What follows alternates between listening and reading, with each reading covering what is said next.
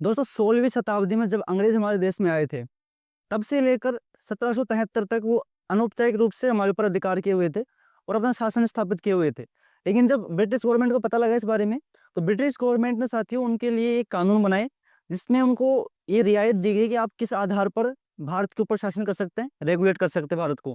तो इसलिए उस अधिनियम को नाम दिया गया दोस्तों रेगुलेटिंग एक्ट, जो कि 1773 में लागू हुआ था। उसका नाम था दोस्तों रेगुलेटिंग एक्ट। सबसे पहला दोस्तों ये अधिनियम आया था रेगुलेटिंग एक्ट 1773। दोस्तों ये एक्ट आया था अंग्रेजों के लिए कि वो भारत के ऊपर किस प्रकार शासन स्थापित कर सकता है, और इसके अंदर क्या क्या प्रावधान किए गए थे ब्रिटिश गवर्नमेंट के द्वारा ईस्ट इंडिया कंपनी के लिए, उसके ऊपर हम आज बात करें दोस्तों। सबसे पहली बात दोस्त, ब्रिटिश पार्लियामेंट के द्वारा दोस्तों ईस्ट इंडिया कंपनी को 20 साल की लीज पे दिया गया भारत, कि आप 20 साल तक भारत के ऊपर शासन कर सकते हैं। 20 साल तक की आपकी समय अवधि है। पहली चीज दोस्तों ये कि उनको साल का 20 साल तक उन्हें इस अधिनियम के तहत दोस्तों ये सहूलियत दी है कि वो 20 साल तक भारत में ईस्ट इंडिया कंपनी राजनीतिक गतिविधि संचालित कर सकती है। और इसके माध्यम से दोस्तों सबसे पहले भारत में गवर्नर जनरल का पद सृजित किया गया। दूसरा काम क्या किया दोस्तों, गवर्नर जनरल का पद सृजित किया पहली बार।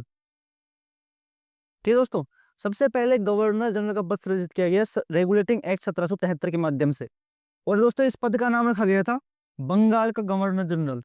और दोस्तों बात करें हम सबसे जो पहला गवर्नर जनरल बनाया गया था बंगाल का दोस्तों, वो थे वॉरेन हेस्टिंग्स। वॉरेन हेस्टिंग्स ये सबसे पहले बंगाल के गवर्नर जनरल बनाए गए। दोस्तों इसका नाम गवर्नर जनरल ही क्यों रखा, क्योंकि उस वक्त भारत में जो सबसे मुख्य स्थान था अंग्रेजों का जिसमें उन्होंने अधिकार किया था, वो बंगाल हुआ करता था। बंगाल का क्षेत्र जो आज पश्चिम बंगाल अलग हो गया, बिहार अलग हो गया, उड़ीसा अलग हो गया, लेकिन तीनों से मिलकर कुछ कुछ भाग इनका मिलकर के बंगाल क्षेत्र कहलाता था। उस पर इनका सबसे पहले अधिकार बढ़िया ढंग से हुआ पाया था। तो उसलिए वहाँ के गवर्नर जनरल का नाम ही रख दिया, पद का नाम ही रख दिया बंगाल का गवर्नर जनरल। और सबसे पहले गवर्नर जनरल बनाए गए दोस्तों वॉरेन हेस्टिंग्स। इसके साथ ही दोस्तों बॉम्बे और मद्रास के लिए भी, बॉम्बे व मद्रास के लिए भी गवर्नर के पद सृजित किए गए, गवर्नर के। और दोस्तों ये गवर्नर किसके अधीन कार्य करेगा, गवर्नर जनरल के अधीन कार्य करेगा। जो बॉम्बे और मद्रास में दोस्तों के गवर्नर जनरल बनाए गए थे, वो कार्य करेंगे दोस्तों गवर्नर जनरल जो कि वॉरेन हेस्टिंग्स से इनके अधीन कार्य करेंगे रहकर। तीसरी चीज दोस्तों, पहली बार उच्चतम न्यायालय का प्रसारण किया गया।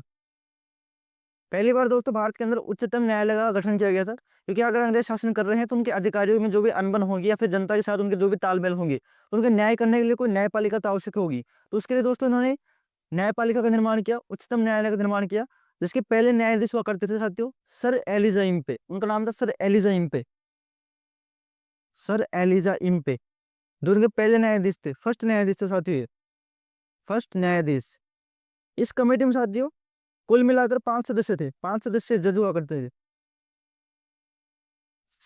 जिसमें 4+1, एक मुख्य न्यायाधीश और 4 अन्य जजेस हुआ करते थे। ठीक दोस्तों, ये मुख्य बातें थी रेगुलेटिंग एक्ट दोस्तों 1773 की, जिसके तहत एक तो 20 वर्ष तक की राजनीतिक गतिविधि संचालित करने का समय दिया गया। दूसरी चीज दोस्तों, गवर्नर जनरल का पद सृजित किया गया, जिसका नाम रखा गया बंगाल का गवर्नर जनरल। वॉरेन हेस्टिंग पहले गवर्नर जनरल थे।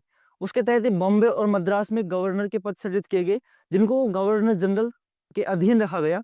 साथ में दोस्तों पहली बार उच्चतम न्यायालय का गठन किया गया, जिसमें सबसे पहले न्यायाधीश थे सर एलिजा इम्पे। उनके साथ 4 सदस्य अन्य हुआ करते थे। ऐसे मिलाकर 5 सदस्यीय टीम थी दोस्तों ये। ठीक है साथियों, ये कुछ मुख्य बातें थी रेगुलेटिंग एक्ट 1773, जो जो पहला अधिनियम था दोस्तों भारत में संचालित करने के लिए अंग्रेजों की तरफ से। ठीक है साथियों, आगे हम देखते हैं दूसरा। जब दोस्तों रेगुलेटिंग एक्ट में 20 साल का समय दिया गया, तो 20 साल जब उनका गुजर गया, समय निकल गया, तो ईस्ट इंडिया कंपनी ने दोस्तों वापस दावा किया हमें और समय दिया जाए भारत में राजनीतिक गतिविधि संचालित करने के लिए। तो ब्रिटिश गवर्नमेंट ने दोस्तों एक संशोधन करके एक चार्टर एक्ट निकाला, जिसका मूल मतलब होता है दोस्तों अधिकार पत्र। और इस अधिकार पत्र के माध्यम से दोस्तों वो जो 20 वर्ष की अवधि थी पहले, उसको 20 वर्ष और एड ऑन कर दिया। यानी कि दोस्तों जो 1773 का समय था, उसमें 20 वर्ष और ऐड ऑन करके दोस्तों इनको समय दे दिया गया इनको 1793 तक का। ठीक है साथियों, 1793 में होते हुए दोस्तों वापस चले गए ये पार्लियामेंट में। तो दोस्तों इन्हें 20 वर्ष का समय और दिया गया, 20 वर्ष का समय और दिया गया। तो अब समय निकल गया दोस्तों 1813 आ गया 20 वर्ष बाद। 1813 से दोस्तों वापस इन्हें समय दे दिया गया 1833 तक। ठीक साथियों, उसके बाद वापस समय दिया दोस्तों 1853 तक का। ऐसे करके साथियों 20-20 साल का चार्टर एक्ट के माध्यम से 20-20 साल अपने ये बढ़वाते गए। आप देखें 1773 से लेकर के ये 1853 तक बढ़वाते गए। लेकिन 1853 के बाद एक बड़ी घटना देश के अंदर होती है जिसका नाम था 1857 की क्रांति।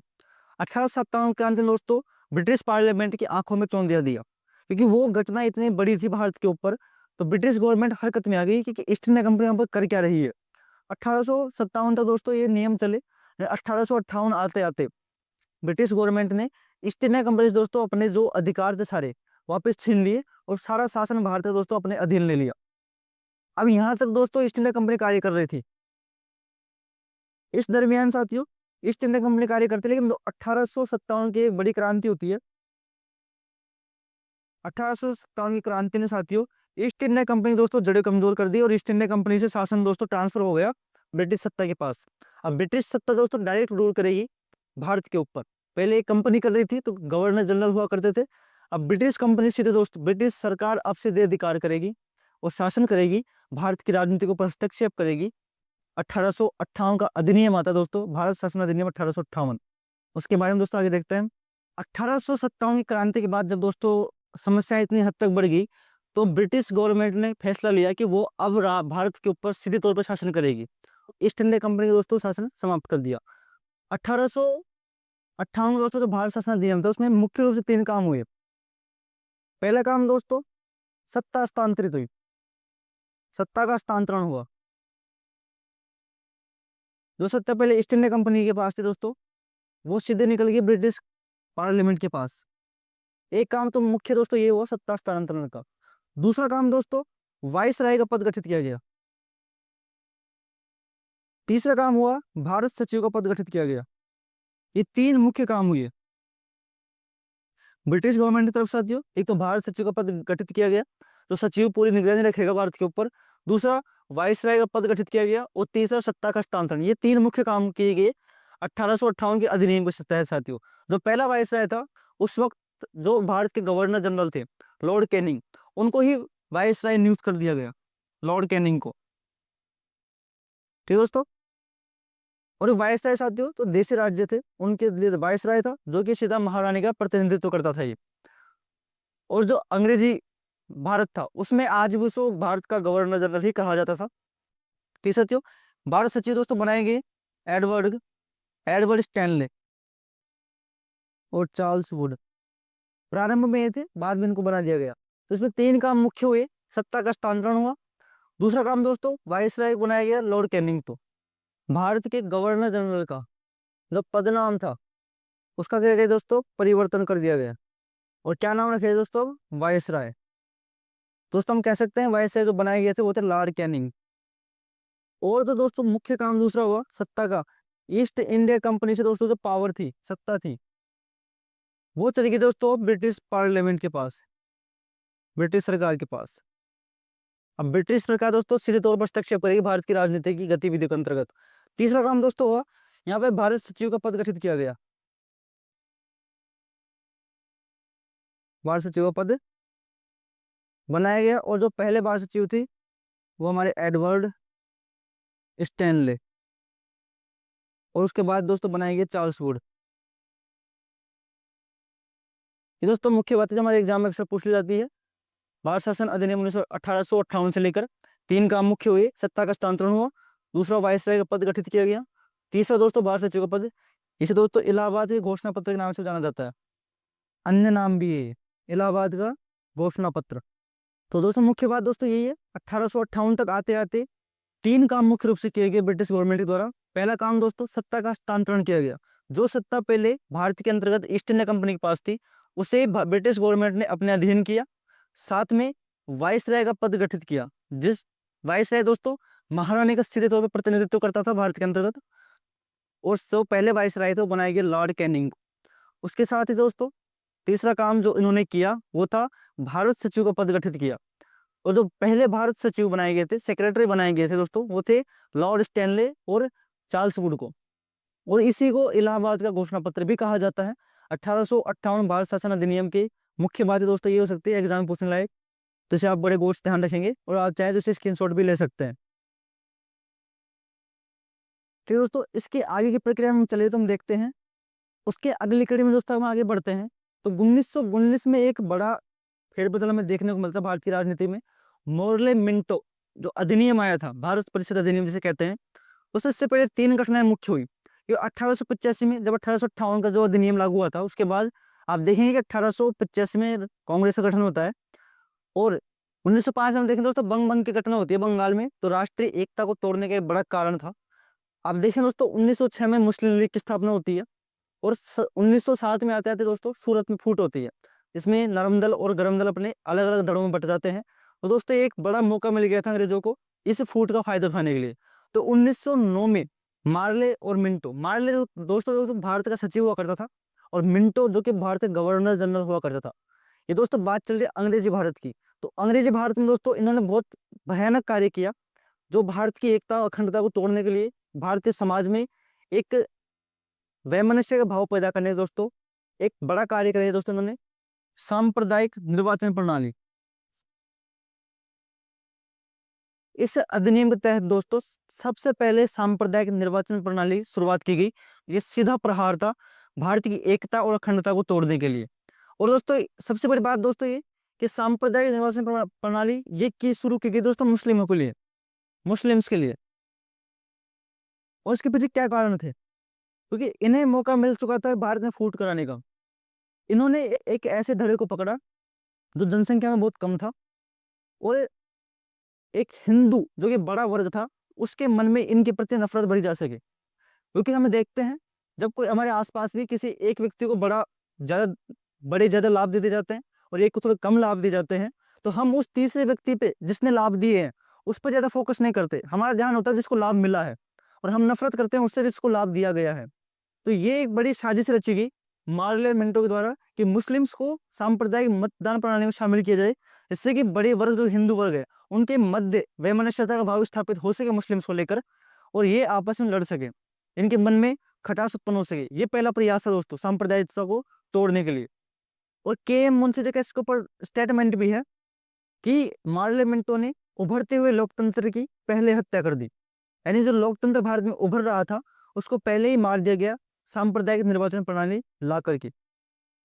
लोकतंत्र में जहां सबको बराबरी का अधिकार होता है वहां पर इन्होंने अधिकार को सीमित कर दिया और मुस्लिम्स तक लागू कर दिया। इसलिए दोस्तों जो भारत में सांप्रदायिकता का जनक भी कहा जाता है मिंटो को, मिंटो को मिंटो को भारत में सांप्रदायिकता का जनक भी कहा जाता है, तो सबसे पहले इसने प्रयास किए थे तोड़ फोड़ करवाने के सांप्रदायिक मुद्दे पर भड़काने के लिए। और दोस्तों इसी अधिनियम ने विभाजन की नींव भी रख दी, क्योंकि जब दो समुदायों में एक इतना वैमनस्यता बढ़ गया, ईर्ष्या का भाव बढ़ते बढ़ते बढ़ते इतना बरगद बन गया कि एक वक्त आने पर भारत को विभाजित होना ही पड़ा। और ये नींव रख दी दोस्तों मार्ले मिंटो ने 1909 के अधिनियम के तहत। और ये जानबूझ के साजिश की गई थी देश के खिलाफ कि इनकी राष्ट्रीय एकता को कैसे भंग किया जा सके। इसके बाद दोस्तों हम देखेंगे अगले नियम के बारे में जो 1919 में आया, भारत शासन अधिनियम 1919। उसमें कुछ रोचक चीजें आपको देखने को मिलेगी। हम आगे चलते हैं, आप चाहें तो इसका स्क्रीनशॉट ले सकते हैं। दोस्तों अगली कड़ी में हम देखते हैं 1919 का जो भारत शासन अधिनियम था अंग्रेजों के द्वारा दोस्तों लाया गया। ये दोस्तों इसमें बहुत अहम योगदान दो लोगों का है, मॉन्टेग्यू, चेम्सफोर्ड। दोस्तों ये भारत सचिव थे, भारत सचिव थे ये तो, और ये उस टाइम पे गवर्नर जनरल थे।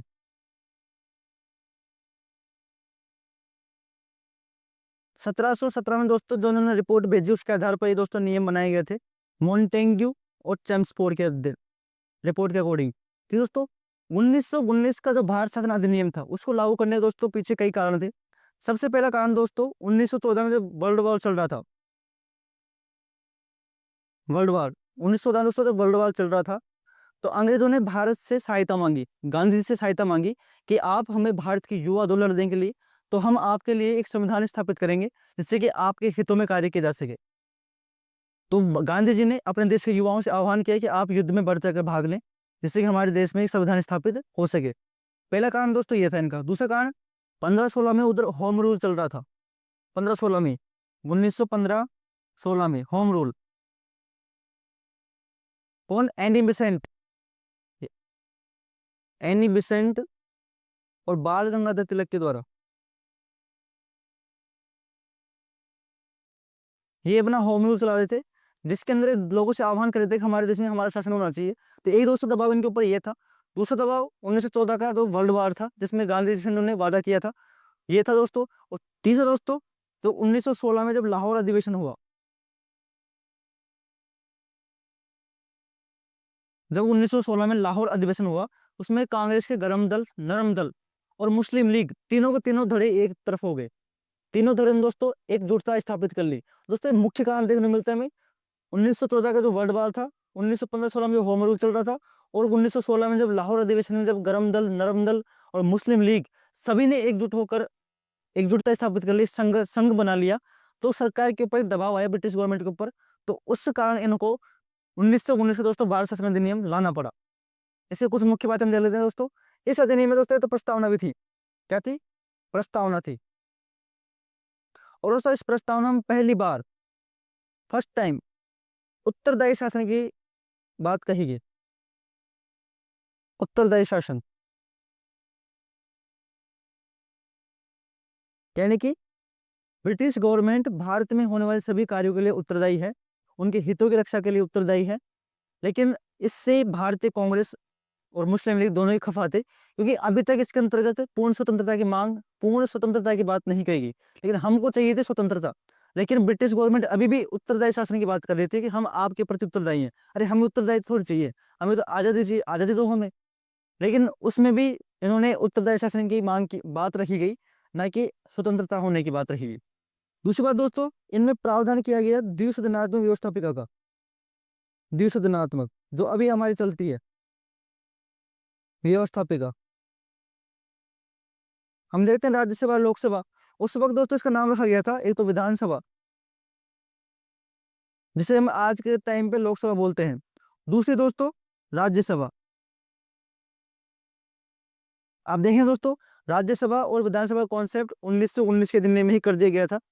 हालांकि आज के दौर में भी इसे हम लोकसभा के नाम से जानते हैं, लोकसभा और राज्यसभा। और ये व्यवस्था दोस्तों आज भी हमारी चल रही है। ये कुछ व्यवस्था दोस्तों ऐसी भी थी उनकी जो वाकई में लंबे समय के लिए कारगर थी, तो हमने उसको अपनाया भी, हमारे देश में उसको तवज्जो भी दी गई। ठीक है दोस्तों, और उसमें क्या कार्य किए गए? पहली बार इसमें दोस्तों पहली बार महिलाओं को मताधिकार दिए गए। महिलाओं को दोस्तों मताधिकार दिया गया। ये पहली बार था दोस्तों। 1919 अधिनियम इसके तहत महिलाओं को मताधिकार दिया। 1909 में मुस्लिम्स को दिया गया सांप्रदायिक मतदान प्रणाली के माध्यम से। 1909 में पार्लियामेंटो के द्वारा। 1919 में दोस्तों महिलाओं को पहली बार मतदान का अधिकार दिया गया। और दोस्तों केंद्र और राज्य में विषयों का बंटवारा किया गया। विषयों का बंटवारा किया गया। विषयों का बंटवारा किस में किया गया? केंद्र और राज्यों में। ठीक है, केंद्र राज्य में विषयों का बंटवारा किया गया, महिलाओं को मताधिकार दिए गए। और दोस्तों तो केंद्र का सर्वोच्च व्यक्ति है, सर्वोच्च पदाधिकारी, वो होगा गवर्नर जनरल। इसका प्रावधान भी किया गया, जिससे आज राष्ट्रपति होता है, उस समय गवर्नर जनरल का पद सृजित किया गया सर्वोच्च व्यक्ति के रूप में। और राज्य में दोस्तों सर्वोच्च होगा गवर्नर। इसी के तर्ज पर दोस्तों राष्ट्रपति और अभी जो हमारे राज्यपाल होते हैं, उनकी पुष्टि की गई दोस्तों इसी के तर्ज पर। ठीक है साथियों, और हम देखिए राज्यों में दोहरा शासन, द्वैत शासन प्रणाली। जो राज्य थे उनमें द्वैत शासन प्रणाली का आगाज जो हुआ दोस्तों इसी अधिनियम के तहत हुआ। इसका मतलब क्या होता है साथियों दोस्त द्वैत शासन का? इसमें क्या होता है दोस्तों, जो गवर्नर है, इसके तहत दोस्तों क्या होता है, जो गवर्नर है वो अपने कार्य को विभाजन करता है दो स्तर पर। कार्य विभाजन करता है दोस्तों दो स्तर पर। पहला तो है अपने पास आरक्षित रखता है, एक तो कुछ कार्य दोस्तों जो अपने पास आरक्षित रखता है, और दूसरा दोस्तों हस्तांतरण कर रहा है, दूसरे कार्यों को दोस्तों हस्तांतरित करता है जनप्रतिनिधियों के रूप में। दूसरा दोस्तों हस्तांतरित करता है, और किसे हस्तांतरित करता है दोस्तों? जनप्रतिनिधियों को। द्वैत शासन प्रणाली की स्थापना की, जिसमें गवर्नर अपने कार्यों को विभाजन करता है, कुछ कार्य अपने पास आरक्षित रखता है और कुछ कार्यों को दोस्तों हस्तांतरण करता है, किसके पास? जनप्रतिनिधियों के पास में। दूसरी बात दोस्तों, ये सब कानून पहली बात दोस्तों देशी रियासतों पर लागू नहीं थे, ये अंग्रेजी भारत के ऊपर ही लागू किए गए थे, देशी राजतंत्र दोस्तों ये लागू नहीं थे। लोक सेवा आयोग की स्थापना की गई इसके माध्यम से।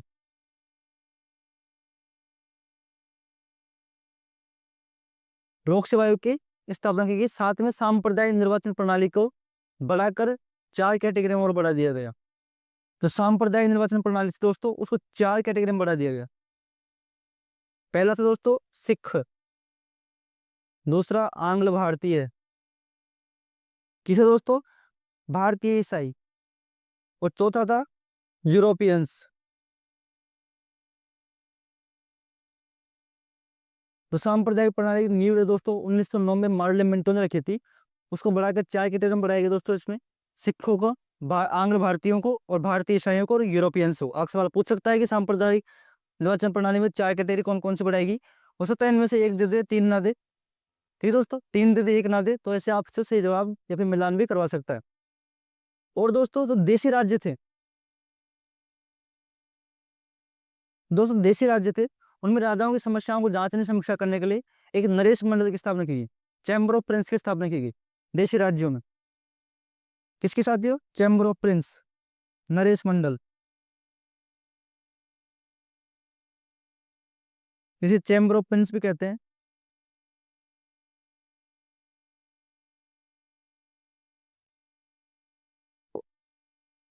चैम्बर ऑफ प्रिंस की स्थापना की गई दोस्तों देशी राज्य में। ये सब कानून दोस्तों अंग्रेजी भारत के लिए थे। और देशी राज्य दोस्तों ये कार्य किया गया कि नरेश मंडल की स्थापना की गई देशी राज्यों की स्थिति को जांचने के लिए। और दोस्तों इसका टारगेट रखा गया था 10 साल का। 10 साल बाद इसकी समीक्षा करनी थी इनको। 10 साल बाद समीक्षा करनी थी इनको। ये मुख्य बात दोस्तों 1919 भारत शासन अधिनियम की है। मॉन्टेग्यू और चेम्सफोर्ड की रिपोर्ट के आधार पर दोस्तों ये बनाया गया था। पहली बार दोस्तों इसमें प्रस्तावना का उल्लेख भी था। प्रस्तावना में उत्तरदायी शासन का उल्लेख किया गया था। ठीक है साथियों। और द्विसदनात्मक व्यवस्था का उल्लेख किया गया। महिलाओं को मतदान के अधिकार दिए गए। राष्ट्र का सर्वोच्च गवर्नर जनरल होगा, राज्य का गवर्नर होगा। लोक सेवा आयोग की स्थापना की गई। दायर की व्याख्या की गई कि गवर्नर अपने कार्यों का विभाजन करेगा, कुछ अपने पास आरक्षित रखेगा, कुछ हस्तांतरित करेगा। ठीक है साथियों। और जो सांप्रदायिक मतदान प्रणाली थी उसको बढ़ा करके 4 कैटेगरी में बढ़ाया गया, सिख, आंग्ल भारतीय, यूरोपियन और भारतीय ईसाई के रूप में। ये मुख्य बात है दोस्तों 1919 अधिनियम की है। उम्मीद करता हूँ आपको ये कुछ कार्य सिद्ध होती है। हम मिलेंगे अगले सेशन के बीच अगली क्लास के अंतर्गत आगे की कड़ी में 1935 का भारत शासन अधिनियम। उसके बाद हम आ जाएंगे भारत स्वतंत्रता अधिनियम 1947 के ऊपर। और हमारा संविधान कैसे बना, कैसे उसकी आगे प्रक्रिया चली, उसके ऊपर हम विस्तार पूर्वक अध्ययन करेंगे दोस्तों अगली क्लासों के अंदर हमारी। उम्मीद करता हूँ आपको ये कुछ कारगर सिद्ध होए। खासकर आप आरएस यूपीएससी की तैयारी कर रहे हैं, असिस्टेंट प्रोफेसर की तैयारी कर रहे हैं, तो आपके लिए बहुत कारगर सिद्ध हो दोस्तों। ये फर्स्ट ईयर तैयारी कर रहे हैं तो आपके लिए, और आप इसे बड़ी गंभीरता से लें। ये बहुत तथ्यात्मक और वैसे ही बातें हैं। ठीक है साथियों, जय हिंद जय भारत।